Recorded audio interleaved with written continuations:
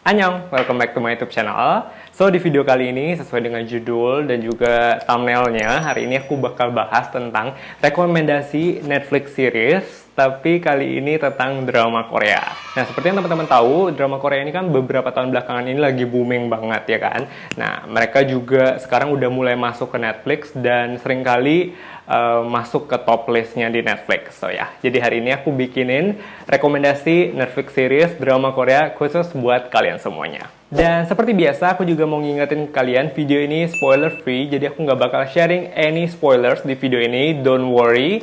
Nanti aku cuman bakalan sharing list rekomendasi aku apa aja berikut dengan sedikit sinopsisnya. So ya, pasti teman-teman juga udah penasaran banget apa aja sih drama Korea yang masuk ke dalam list rekomendasi aku kali ini. So ya, without any further ado, langsung aja kita mulai. List pertama, rekomendasi Netflix series drama Korea. First to the list, ada drama Korea berjudul Vagabond. Vagabond ini dirilis di tahun 2019 dan booming banget di Netflix, dan total episodenya ada 16 episode. Drama Korea bergenre action ini bercerita tentang seorang pria pekerja keras bernama Cha Dal-gon yang berprofesi sebagai seorang stuntman profesional yang kemudian memutuskan untuk mundur dari dunia hiburan demi mendukung keponakan laki-lakinya yang bergabung dalam timnas taekwondo anak-anak di Korea Selatan. Akan tetapi sayangnya pesawat B357 yang membawa seluruh peserta tim taekwondo Korea Selatan tersebut meledak dalam perjalanan menuju ke Maroko dan menewaskan 211 orang penumpang termasuk keponakan laki-laki Cha Dal-gon. Beberapa waktu kemudian, Cha Dal-gon menemukan sebuah video yang dikirimkan oleh keponakannya saat ia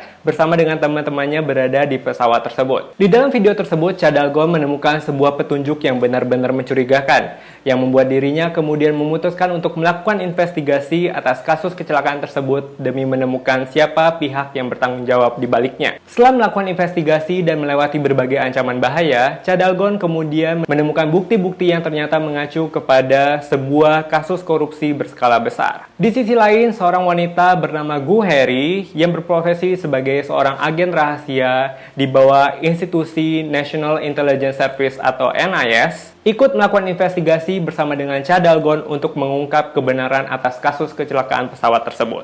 Next, berikutnya buat teman-teman yang suka nonton drama Korea bergenre romance, ini cocok banget buat kalian. Tapi buat kalian yang mungkin gak terlalu suka dengan drama Korea bergenre romance, jangan khawatir karena drama Korea yang satu ini juga punya focal point yang berbeda dengan drama Korea lainnya. Drama Korea kedua yang aku rekomendasikan berjudul Crash Landing on You. Drama ini dirilis di tahun 2019 dan terdiri dari 16 episode. Bercerita tentang seorang pewaris keluarga kaya di Korea Selatan yang bernama Yoon Se-ri yang sedang melakukan para layang di Seoul untuk melakukan uji coba atas lini produk terbarunya. Akan tetapi ia kemudian tiba-tiba dihantam oleh sebuah badai tornado besar yang membuat dirinya kehilangan kendali. Ketika ia terbangun dari kecelakaan tersebut, ia menemukan dirinya tersangkut di sebuah pohon di tengah hutan. Saat ia sedang berteriak minta tolong, ia ditemukan oleh seorang kapten tentara bernama Ri Jong-hyuk. Menariknya, Yoon Se-ri ini ternyata sudah berada di wilayah DMZ di Korea Utara, yang mana wilayah tersebut terlarang bagi warga Korea Selatan. Ayah Yoon Se-ri merasa sangat khawatir tentang hilangnya si pewaris perusahaan keluarga mereka. Namun di sisi lain, kedua kakak laki-laki Yoon Se-ri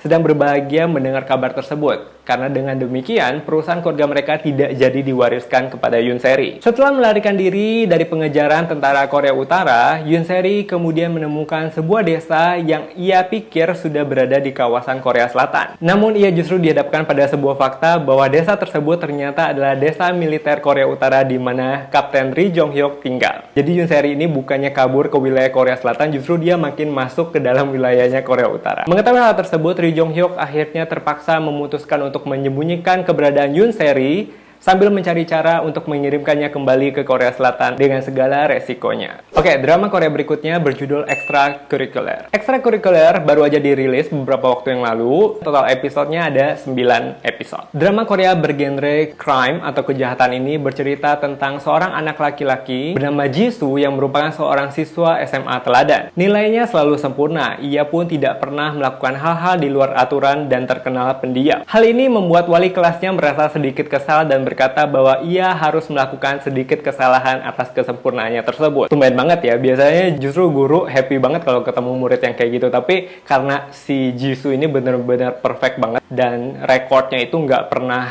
ada minusnya, jadi makanya gurunya itu kayak bercandain dia kayaknya kamu perlu sedikit masalah deh. Siapa sangka sosok siswa teladan seperti Jisoo ternyata hanya tampak di luarnya saja. Jisoo diketahui menjalankan sebuah bisnis prostitusi online demi mengumpulkan uang untuk biaya kuliahnya di masa depan.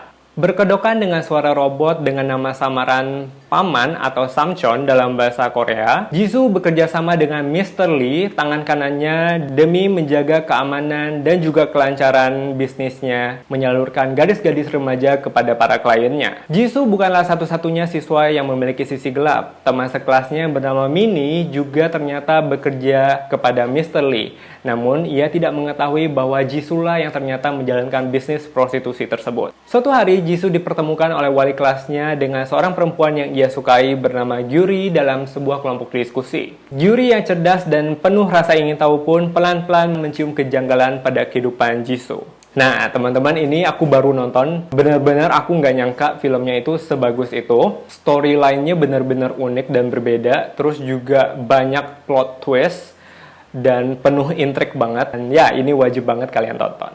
Oke, next. Judul keempat berjudul Itaewon Class. Itaewon Class dirilis di tahun 2020, beberapa waktu yang lalu, dan total episodenya ada 16 episode. Drama Korea adaptasi webtoon, jadi kayak webtoon ini semacam komik digital di Korea Selatan, bercerita tentang seorang pemuda yang penuh prinsip dan tidak mengenal kompromi yang bernama Park Se-roy. Masa lalunya yang kelam menjadi motivasinya untuk bangkit dalam dunia yang ia anggap tidak adil. Musuh terbesar Park Se-roy adalah Jangga Group. Anak perusahaan Jangga Group yang bernama Jang Geun-won yang gemar membuat masalah diketahui telah menyebabkan kematian ayah Park Se-roy dalam sebuah insiden kecelakaan. Sementara perempuan yang ia sukai sedari SMA yang bernama Usua memilih bekerja untuk keluarga Jangga Group. Bertahun-tahun kemudian, Park Se-roy kembali ke Seoul demi mewujudkan mimpinya menjadi sukses untuk mengalahkan keluarga Jangga Group. Ia kemudian memilih kawasan Itaewon sebagai tempat untuk mewujudkan mimpinya membuka sebuah pub yang ia beri nama Danbang. Jadi buat teman-teman yang belum tahu, kawasan Itaewon itu kawasan yang terkenal banget dengan nightlife-nya di Korea Selatan,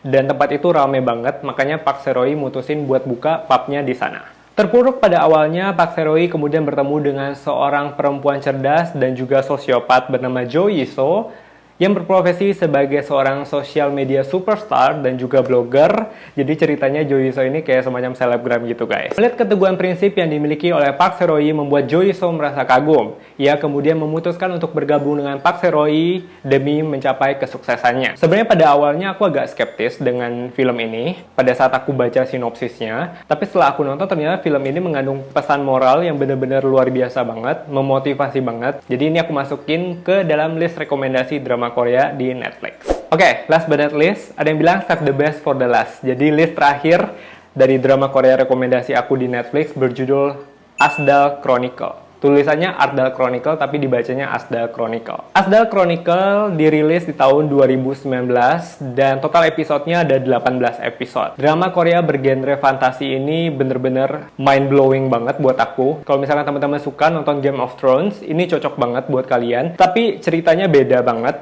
nggak seperti Game of Thrones, cuman maksudnya settingnya kayak ada kerajaan-kerajaan, itu yang bikin mirip. Tapi di luar itu, dari segi storyline itu semuanya berbeda. So ya, makanya aku masukin ke dalam list rekomendasi aku. Asdal Chronicle bercerita tentang perpecahan yang terjadi di antara kaum manusia yang disebut dengan Saram dan juga kaum Neanderthals di sebuah dunia fiksi yang dinamakan Earth. Ciri kaum Neanderthals ini, mereka memiliki mata, bibir, serta darah berwarna biru. Dan juga mereka lebih cepat dan kuat dibandingkan dengan manusia pada umumnya. Suatu ketika, pemimpin Saram menawarkan koalisi kepada kaum Neanderthals untuk membentuk suatu bangsa yang bersatu. Namun hal tersebut ditolak mentah-mentah oleh kaum Neanderthal. Akhirnya, kaum Saram yang dendam pun mulai menyusun rencana untuk memusnahkan seluruh kaum Neanderthals. Mereka mengirimkan hadiah yang telah diselipkan bibit penyakit yang hanya menyerang kuda dan juga para kaum Neanderthal. Tak hanya itu, sisa kaum Neanderthals yang masih tersisa dibantai habis oleh mereka. Pembantaian ini dipimpin oleh anak pemimpin pemimpin kaum Saram yang bernama Tagon yang dikenal cerdas dan sangat licik. Asahon, seorang penerjemah kaum Saram yang bertugas mengirimkan hadiah tersebut, tidak mengetahui bahwa hadiah tersebut mengandung bibit-bibit penyakit. Melihat kebrutalan kaumnya sendiri, Asahon yang berhasil selamat dari peperangan tersebut memutuskan untuk meninggalkan klannya untuk merawat sejumlah bayi Neanderthals yang masih tersisa bersama dengan seorang kesatria Neanderthals yang bernama Ragas. Beberapa waktu kemudian, saat munculnya komet Azur, Asahon melahirkan anaknya bersama dengan Ragas yang ia beri nama Ensom. Ensom dikenal sebagai seorang Igutu atau percampuran antara kaum Saram dengan Neanderthals. Ciri-ciri kaum Igutu ini adalah mereka memiliki bibir dan juga darah berwarna ungu. Suatu hari, Asahon bermimpi bahwa bayinya ingin diambil oleh dewa Asdal yang bernama Aramun Hesula. Khawatir kehilangan bayinya, Asahon akhirnya memutuskan untuk melakukan perjalanan yang sangat panjang ke sebuah wilayah